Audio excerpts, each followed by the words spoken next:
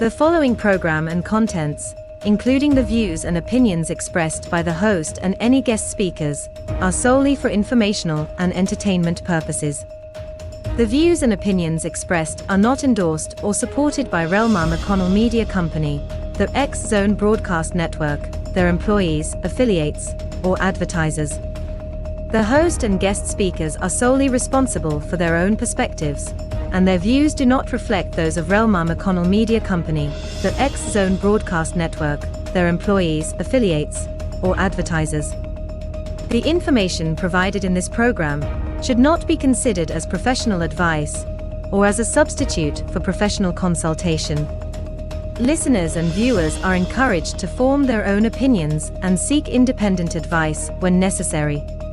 Relmar McConnell Media Company, the X Zone Broadcast Network, their employees, affiliates, and advertisers hereby disclaim any liability for any claims, damages, or losses incurred as a result of the information presented in this program. Welcome to Mission Evolution Radio Show with Gwilda Wiyaka, bringing together today's leading experts to uncover ever-deepening spiritual truths and the latest scientific developments in support of the evolution of humankind. For more information on Mission Evolution Radio with Gwilda Wiyaka, visit www.missionevolution.org. And now, here's the host of Mission Evolution, Miss Gwilda Wiyaka.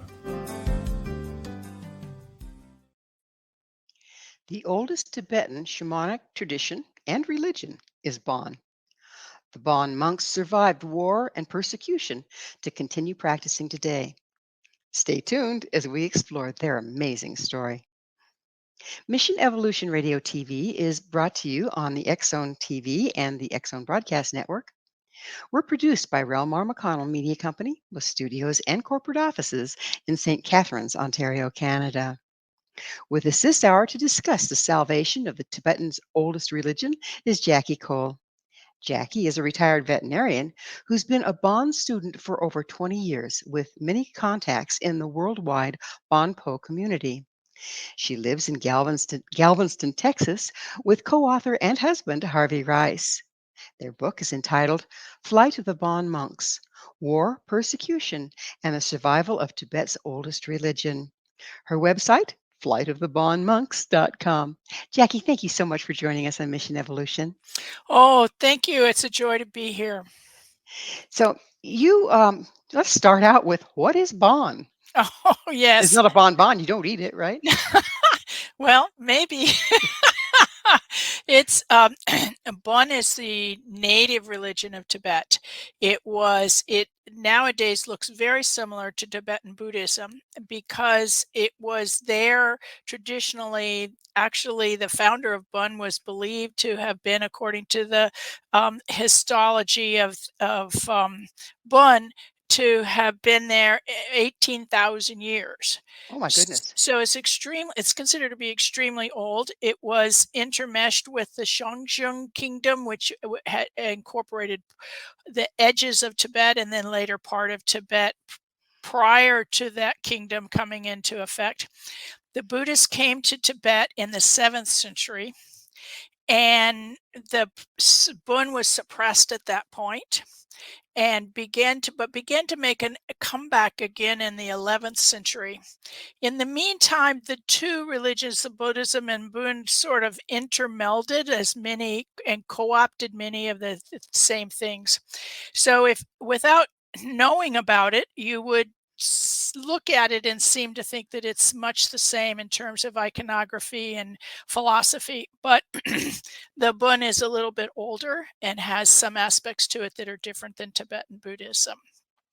Well, I know that Buddhism is practiced widely in some communities here in the country, but from what I understand, talking to Buddhists from Tibet, is that it's very different in form, really. That a lot of it's been left behind, and it's kind of mind heavy. Have you heard that about the Bon, or is Bon practiced here, or where are we with that? There are Bon communities in the United States and Canada and in other countries around the world as it has spread since the diaspora. So they are still tiny. Now, in Tibet, about one third of the population was Bön. And in Nepal, as adjoining in the Himalaya region there, Bön was traditional as well in clans and tribes and villages. So, but it is tiny, and with the persecution of Bön from the 7th through the 11th century, and then even later, people thought that it was sort of a black religion, and that it used too much. It was almost demonic, but it was misunderstood because it is certainly not like much like Buddhism. Its religion is kindness based on compassion and wisdom. Glinda, when you were talking about mind heavy, do you know what you were referencing with that statement? That it was mind heavy? Yeah, from different sources that I've talked to is once it got moved to the United States, because we're pretty much cerebral, Yes. okay, Yes. that then it got leaned that direction, more so that incorporating some of the more what have been interpreted as dark, shamanic, earth-based aspects. Well, the Bun is definitely has more of those than does the Tibetan Buddhism. And so there are practices for body, speech, and mind in order to balance all of that, because it is necessary to have all of that balanced in order to be able to come to a realization of the mind, and the mind being your heart and what is coming from your inner being, your true nature. And so you need a balance of body, speech, and mind in order to achieve all that. There are a number of practices that are earth based and then based on the five elements and the connections of that and balancing yourself with that. Pretty That was fast, the thing pretty that fascinating, yeah, mhm. drew me to it as much as anything else, was because of the earth based and aspects of it and the grounding of it in that. Yes, because, if you take out the earth-based part, don't you start to lose, some of the, like you say, grounding, that makes sense, but also, the bringing it into this reality versus still in the ethers of the mind. Definitely. It just makes we are lucky enough, the Buddhists or the Bonpos feel that being in a human body is the most lucky thing that you can have.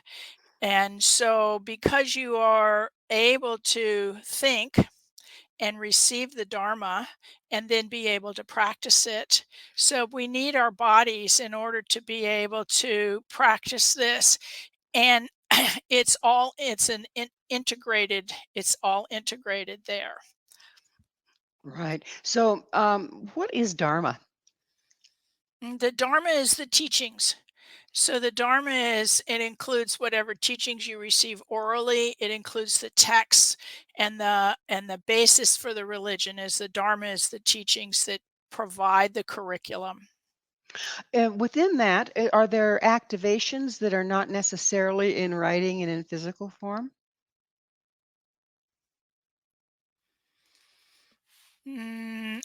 I'm not exactly sure what you mean by activations. There, go ahead.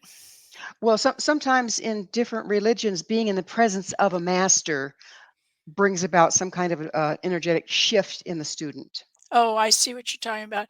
Well, of course, it's always easier to be taught, and they do suggest that if you're going to go on the path of the curriculum, that you need a teacher. And it's for that reason. And it's also in order to make sure that you don't go down the wrong path thinking that you're doing something correctly when you're headed into some deep, dark place.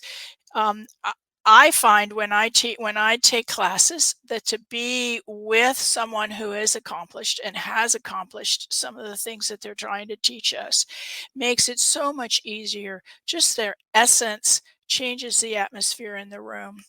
We also in this tradition have what's called a transmission.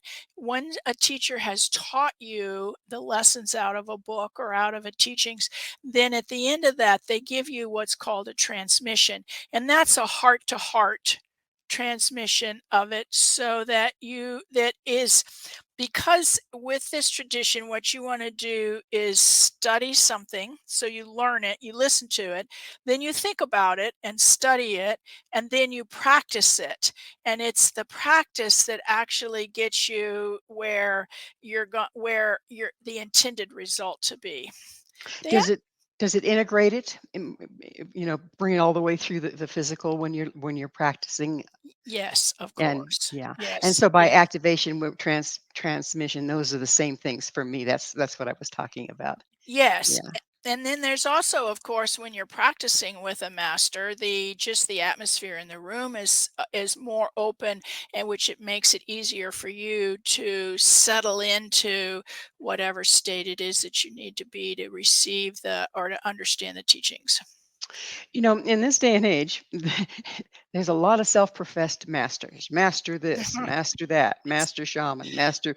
Okay, I mean it's used a lot. How can you tell if you're in the presence of a true bone master or a wannabe?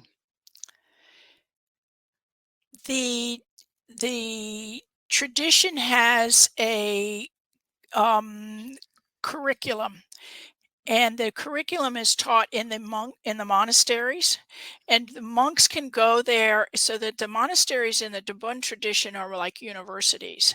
So they're schools as opposed to places where people come to stay and live. And that's unfortunate, but also fortunate, because then once they're finished with their school, unless they stay there like at a university to do more academia or to stay in administration, then they're expected to go out into the world to take care of Bun and their families and their people. And so we have been the beneficiary of this disbursement of people that have learned this. So all of my teachers, the ones that we explored the story of Bun with, are all graduates of the monastery universities. So they So went they over have to Tibet and were part of the university there.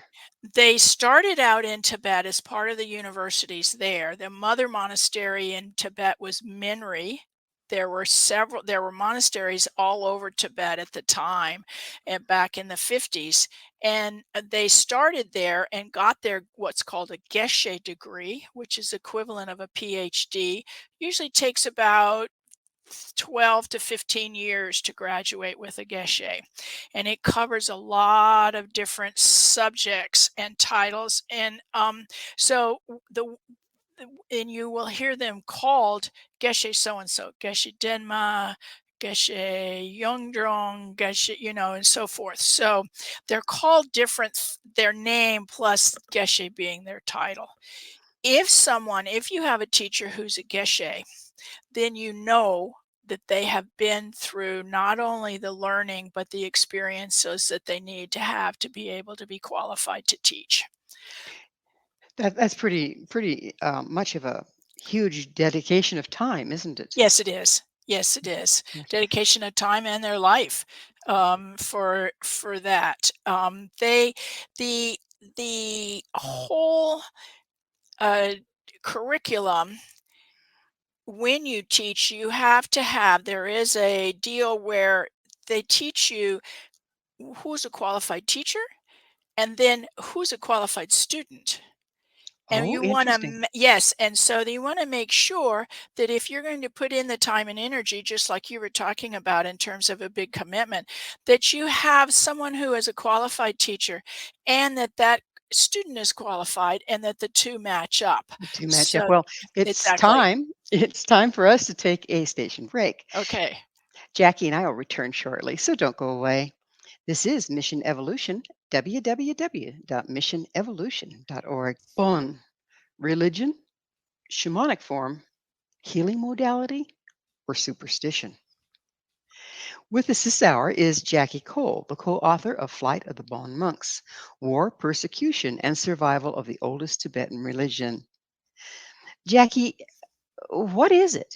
I mean, when I made that list, is it a healing modality? Is it a religion? Is it a shamanic form?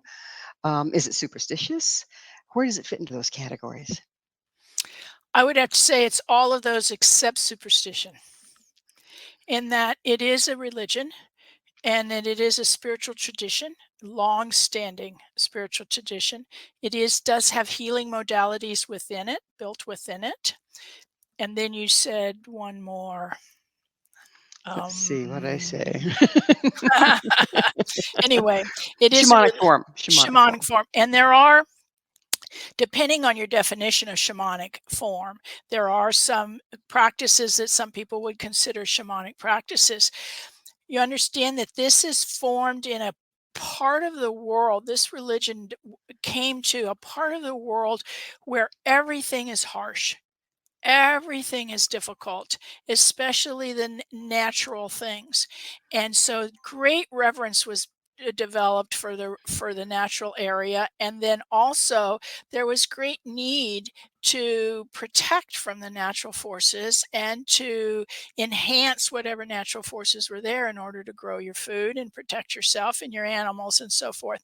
And so there were a number of earth-based, which a lot of people consider that to be shamanic things, that were practices that were developed as a part of this bun, so that they could deal with this, what they considered to be the spirits of the earth and the spirits of the mountains and the spirits of the lakes and so forth. So, how does that then translate to today as being useful in our modern world? I'm an environmental activist and what I would consider an eco warrior as best that I can be, and so I see that it's as applicable, if not ever before, because we are indeed in need of connection to the earth and its spirits. So the rebalancing Absolutely. back to the way life Absolutely. works. Yes. Mhm. Yes. And with that, it's an interconnection, because if we can rebalance ourselves, then we're more likely to work with rebalancing than the earth. And if the earth and its elements are more balanced, then we're likely to be more balanced, so that we can work back and forth between the two. We're all a part of, there's nothing that's independent. We're all interdependent. So is that balance brought back through ritual? Is that what's used? There are a number of those. The Bon religion has both sutra, tantric, and dzogchen. Sutra is a path of renunciation, so that you know what's right or wrong and what's easier, and you can stay on that path. And then tantric is a path of transformation, so that anger is transformed into love, and jealousy is transformed into generosity, so that you can open your path and change things as necessary to make your life better and the lives of the beings around you better. And then Dzogchen is a path of what they call a great perfection.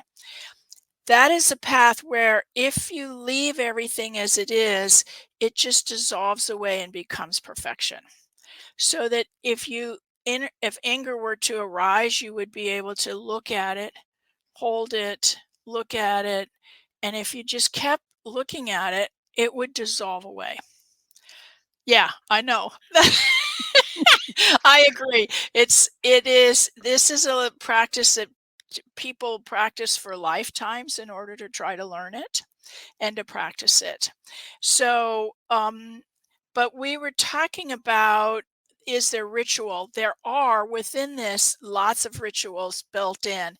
They actually talk about the 9 ways of Bön, and each one layers on top of the other until you get up to Dzogchen. And so, because you can't do Dzogchen if your body's not healthy. You can't do Dzogchen if you are balanced. You can't do Dzogchen if you're starving, or if the world around you is falling apart. So you use the lower level practices, or what's considered different level practices, in order to balance your earth and the things around you, so that the conditions are optimum for you to study and practice. So once you get the optimum conditions, then you can raise your frequency, would be a word we use in today's language, enough to achieve mastery. Is that what we're looking at there? Yes. Yes. And then the mastery can come instantaneous, but for most people it's a lifetime. In fact, they or multiple lifetimes. So since Bön is one of the religions that believes in reincarnation, there's definitely an opportunity for improvement next time. So when you say they believe in reincarnation, do they believe in simply human to human, or human to alien possibly, or human to animal? What's the belief there? Well, there's 6 realms in the Bön tradition, and that goes from the hell realm and hungry ghost animals are the 3 lower realms, and then human demigods and gods are the upper realms. And by that, they don't mean deities. It's just a higher realm. For example, the God realm is one where everything is perfect. And they don't feel that that's the optimum one because everything is so perfect, you have no motivation to study or to learn or to look for another way to live. And so we've all in our lives today lived through all those realms depending on our circumstances. The people in Gaza are living in the hell realm right now, and the people in the well, who knows has the God realm right now, but we're in the human realm. Our animal friends are in the animal realm. We can see them. Some of these are formed and some of them are formless. So what do you mean by some are formed and some formless? The animals or everything in general? Well, usually the hell realm and the hungry ghost realm are considered formless. But they can be formed. You can be a human and still be having the circumstances of the hell realm, or you could be human and still have the circumstances of the hungry ghost realm where you never feel satisfied. You always want, there's always a need for more and more. So you're a hungry ghost wandering the earth. Sounds like our society. Well, that's being a human is we have those problems, and that's what we're trying to overcome by calming and taming our minds. So when you're working with these different realms, are you kind of indicated there are places that you can move in and out of, different depending on circumstance and your alignment. Um, so is the tradition designed to help you get control over that movement? Well, you move in and out at reincarnation. It's Oh, not okay. that the other things is that for example, if you are in a bad state here, you're a human being, but you're in a really bad place. Those are circumstances that appear to be the hell realm, but you're still in the human being realm. And the idea that what the tradition does is that it teaches you, it's actually a curriculum for mind training. And it's not just your brain, but your whole inner mind to head towards your natural way of being, your natural state. And as you go through this curriculum, you get easier and easier and easier in all of the things that you're doing. And so then that will affect your next life. And so whether or not you're born the next time you're born in a human realm again, which is if unless you can achieve enlightenment, then the next stitch that you want is to be born in the human realm so that you can try again. Do people or beings choose to come back to the human realm to be of assistance? If they're enlightened, yes. Yes, if they're enlightened, that's the choice of the bodhisattva, which is a vow that if you choose, you can make the choice of a bodhisattva, and that is that you're going to work for enlightenment so that you can help all sentient beings. Is there a timelessness to this? I mean, if you're reincarnated, can you be reincarnated into the future, to the past? I don't know. There's a good question, right? Yes, We can't have a there time is. machine and pick our destination, right? Not that I know of. I think some of these the enlightened beings are able to time travel, but I don't know anything about that really. This we have a hard enough time. It's like I don't know if you know, but the Dalai Lama at one point says, "I don't worry about my past lives because I have enough to do to take care of this life right here." Absolutely. And so that's sort of the that's I think there's some amazing things that are capable, but I don't know them.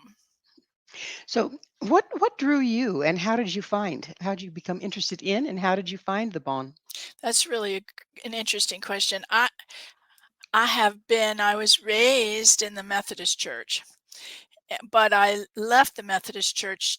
I left all Christianity sometime around high school, and I was up decades later. I had a dream, and I had a Buddhist monk sitting in my backyard like a garden statue.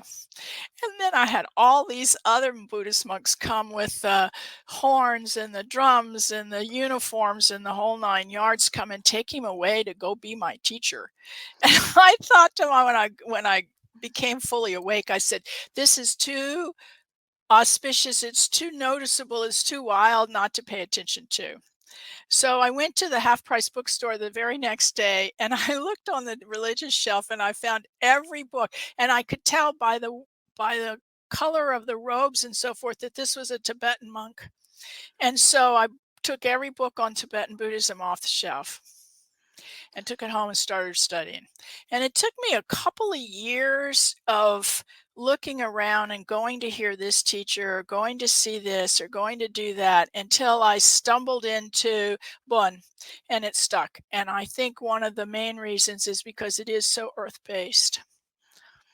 It's substantiable. What I mean, sustainable in that Yes. it's tied back to physical reality more so than a lot of religions. Yes. Yes. Hmm. Yes. Right. Yes. Yeah. It includes, like I said before, it includes practices for the body, speech, and mind to all balance. All three is critical. It's critical for our health. It's critical for our future, isn't it? Yes. Yes, indeed. So we're just about out of time in this segment, but when we come back, I'm going to ask you, why did you pick Bond instead of anything else? Okay.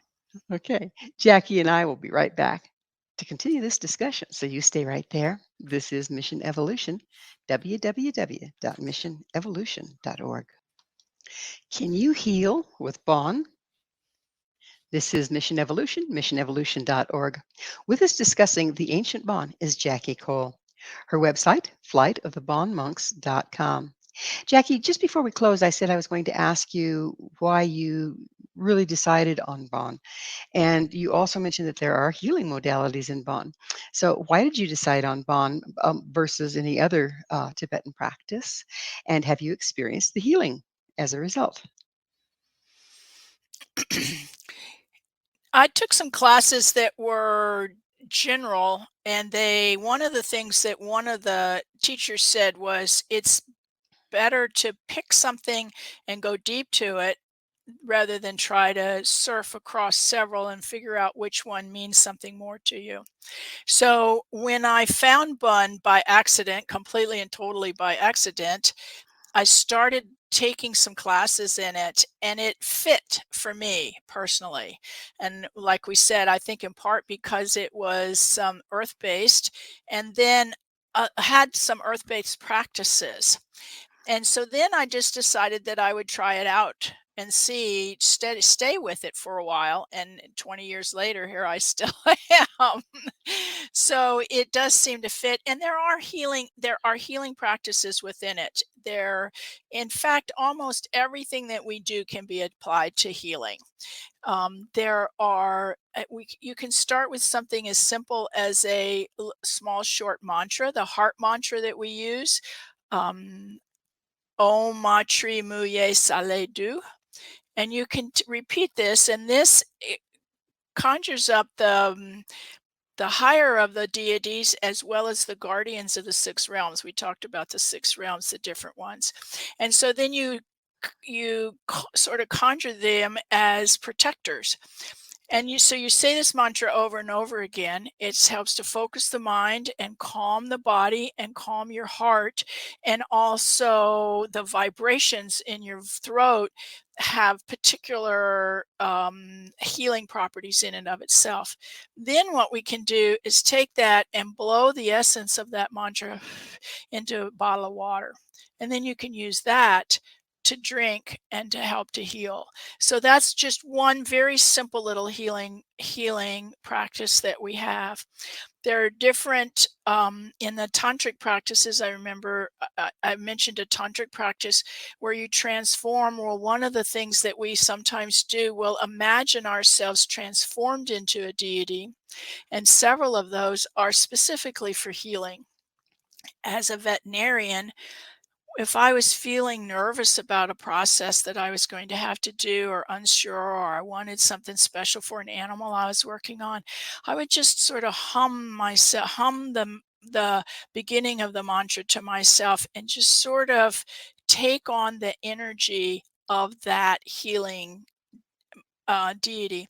And then it would be helpful to me in terms of the process for the animal that I was working on.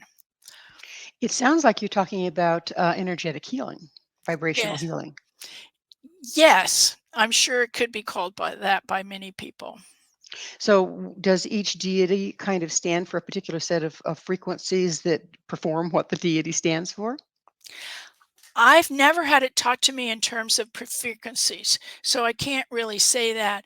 But there are different aspects. I mean, the deities are universal, and whatever you need. For example, if one day you need more peace and more calm, you might call on a different one than you would to be if you are in need of some wrathful or some protection, some very fierce protection. Then you might call on another.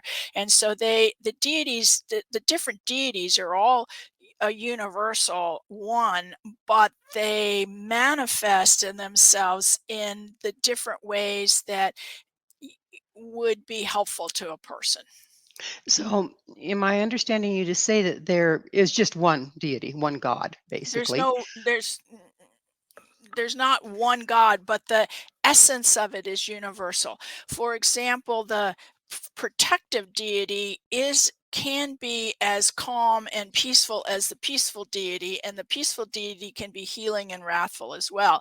But they generate a different persona in order to match what you need. To counterbalance what's out of balance. Yes, exactly. That's Okay. exactly right. Yeah. Yeah, yeah. We're talking pretty much the same thing there, I think. Yes, So it's like all the energy comes from one place, but then it divides itself out through the deities based on what's needed in the moment. right. Now, Makes sense. Bun does not recognize an external God. Hmm. It's all of this is manifest from your own true nature. And so they don't recognize that like a one God out there that this is different forms of. These are all arise from the true nature. Is that the true nature of everyone and everything? Yes. Now that Yes. makes sense to me. Yes. So I understand that the practitioners of the form were persecuted at one time. Why were they persecuted? Where were they persecuted? And what happened? In the 7th century, the king of Tibet decided that he wanted to adopt Buddhism as the official religion. And so he outlawed Bön, and he told the Bönpos that they needed to either convert to Buddhism or leave the country or be terminated. And so most of them, what happened was that some of them gone ahead and converted to Buddhism so that they could continue to practice their own practice, but officially be Buddhist. And then others went into hiding. Many of the texts were hidden and later were came out and began to be discovered either in caves or wherever. And when the revival in the 11th century began and they began to be able to practice again, then a lot of this came from the um, texts that were hidden in the 7th century and then began to be found in the 11th century. Now, the So Buddhists would tell you that we just incorporated the Buddhist teachings, and made it our own. But there's really been more of an amalgamation than each side claims the other side borrowed from them. So that was going to be my next question: is when you adopt another religion in order to practice your own, isn't there a certain amount of enmeshment that goes on then that goes to the future? Yes, and that's why I said historically it's difficult because, like I said, the Buddhists claim that the Bönpos borrowed their stuff, and the Bönpos said, "No, no, you guys took ours." So, How do we know how much was retrieved of the original Bon traditions when they had to be unearthed in caves? well, they have the whole library of set traditional texts, and those they know where they came from. Now, there are some that have been continuously passed down orally, orally for thousands of years and that were written down at a particular date. Others were written and found. They're called terma, Terma, and they're found, and those are noted as being found. And then there are some where people have said, "Oh, I received this by channeling," and they wrote it down. But it's all documented as to where each one came from and how it was found. Well, that's useful. Yes, yes, What fascinates me is how ancient this religion is, and yes. it's still being practiced today. How similar do you think it is today from the original? Mm, I think the Dzogchen that I was talking that I mentioned, the Tantric Dzogchen, the Dzogchen is identical because it has been passed down orally and then written, and it's not allowed to be changed. That's part of the tradition is that you're not allowed to change it.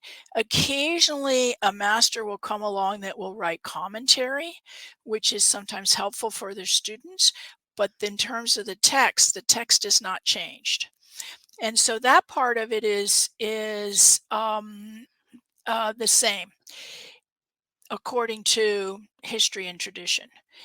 I think some of the rituals for everyday life may have evolved somewhat based on the fact that everyday life is a little different now than it was back then.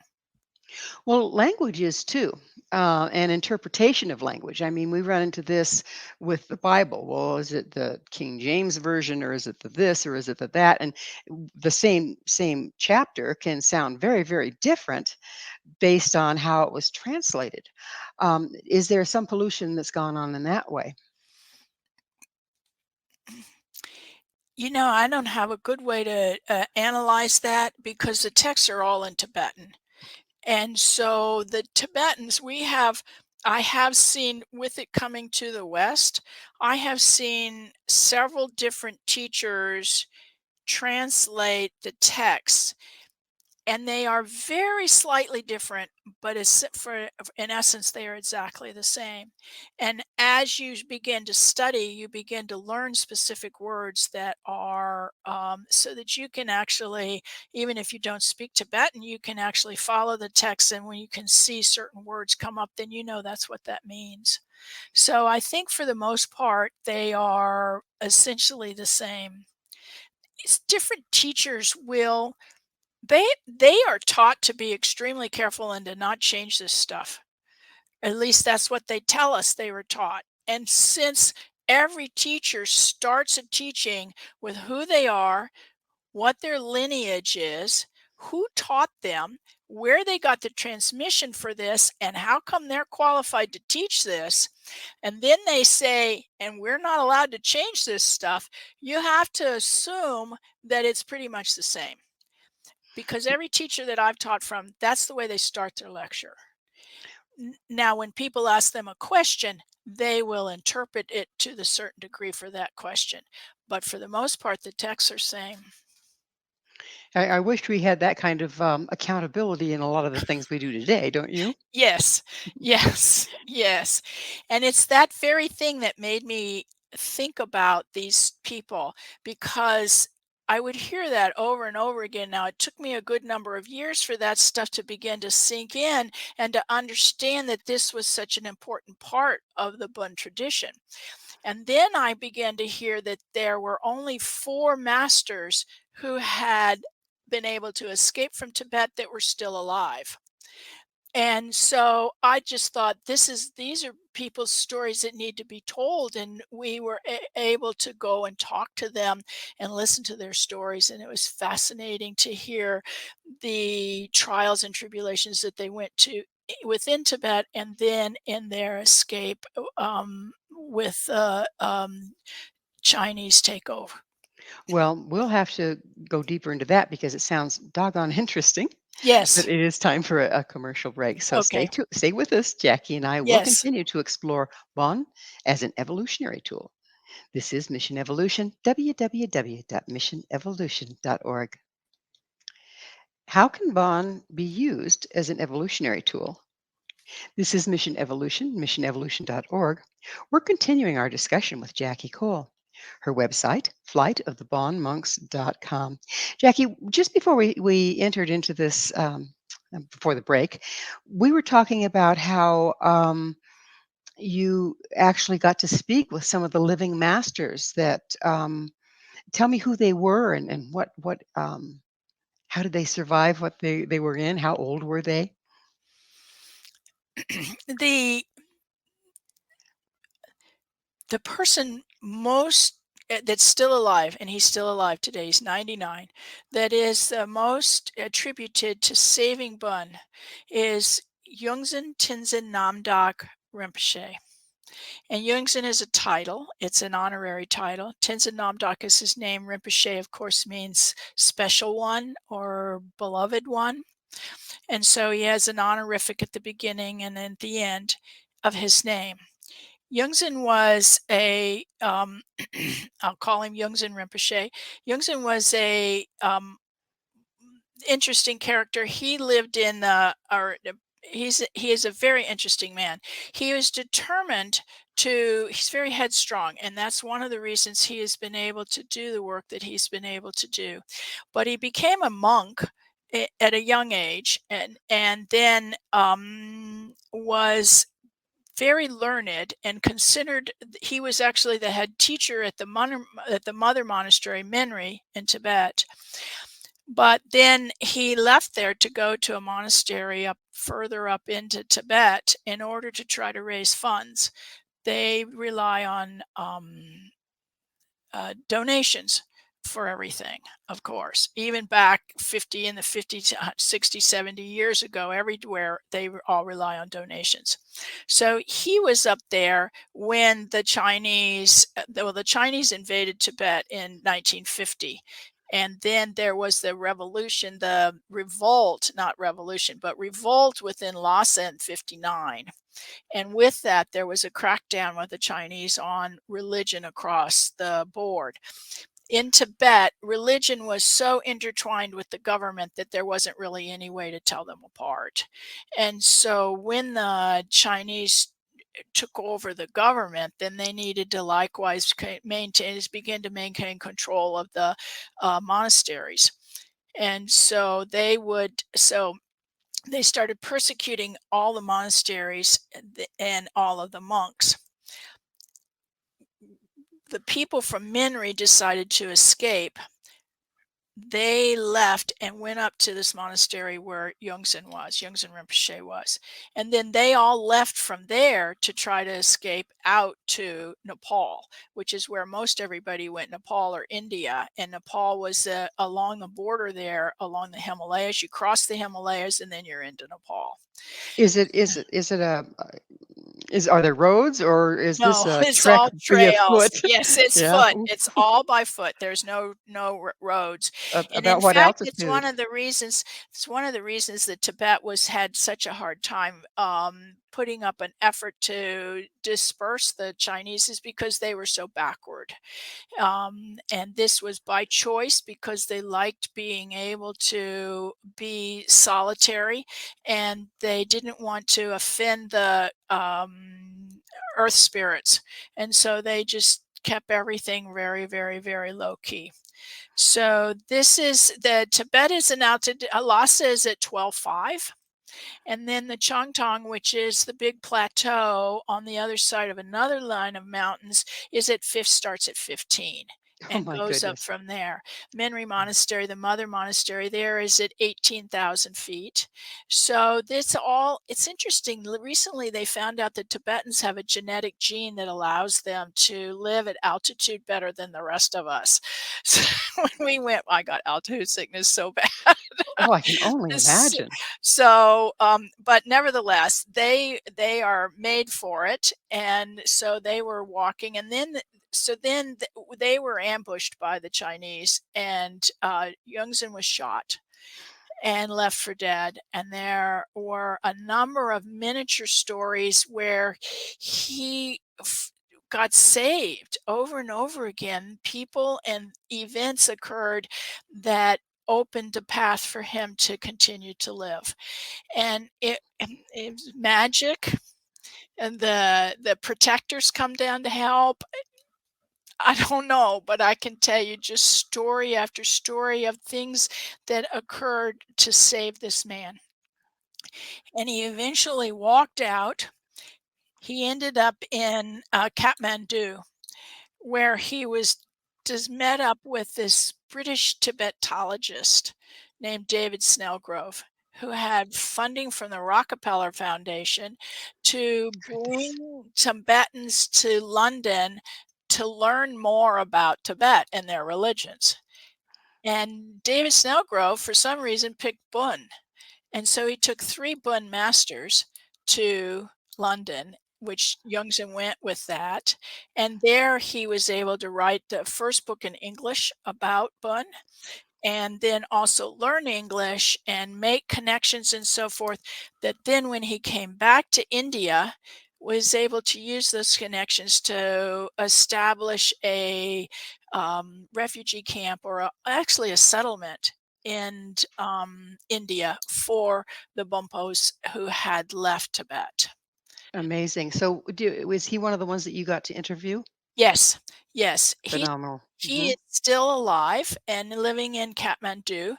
And, yes, and had was so kind to share his story, which actually brought up a lot of, bad memories for him, but he was willing to share the story anyway.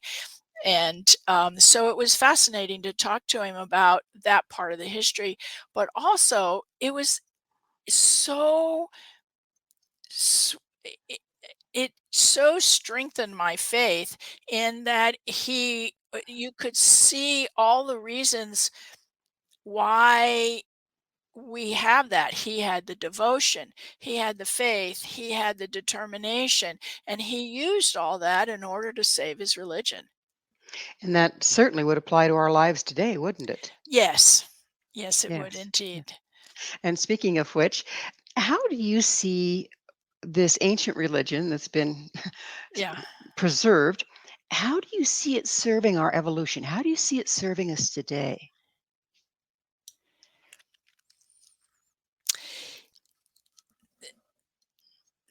I don't wake up in the morning without thinking about how I can be of service to other beings.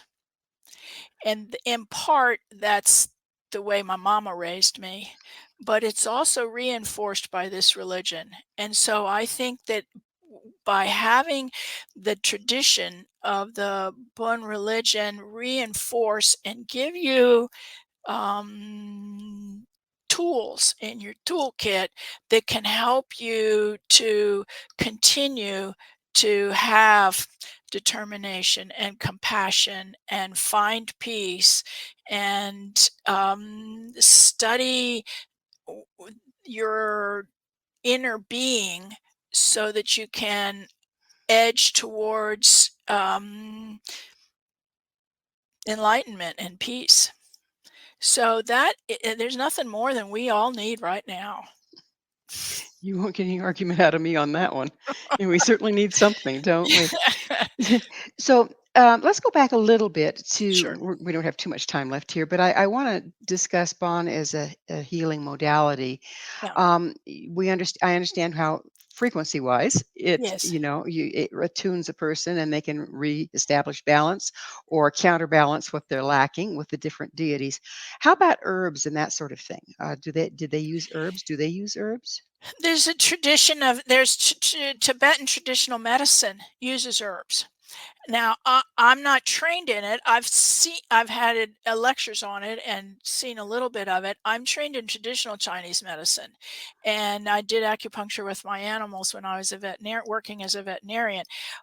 And Tibetan medicine is similar in that it deals with the different you use the pulse and the purposes, and then you have medicine, and there's also, I mean, herbs that work, and then also meditation practices that go along with it. So I think that traditional Chinese medicine now, is there a section of traditional Chinese medicine that's separate for Bun? I don't think so, but I don't know that for sure. Right. So, Okay. but the traditional Chinese medicine, of course, can be very useful in healing. Well, it's that time of the show when I get to ask you, what's your mission?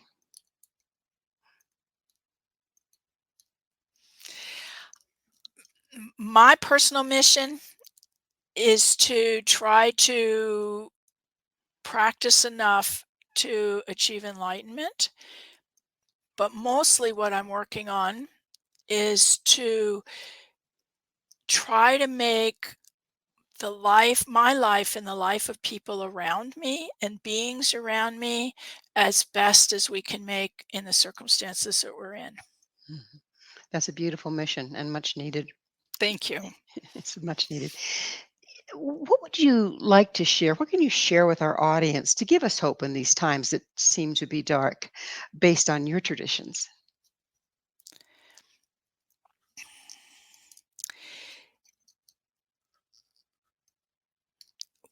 One of the things that we have that is a teaching in our teaching is as a lesson of impermanence, and that when it's all going to change, there is permanence in that everything changes, and we sort of say thank goodness, because then the sun will rise in the morning and the new crops will grow because the seeds change into plants and so on and so forth. And so if we can remember impermanence, then we can remember that even in dark days, this is going to change. And in good days, to celebrate our good days, but to not take them for granted.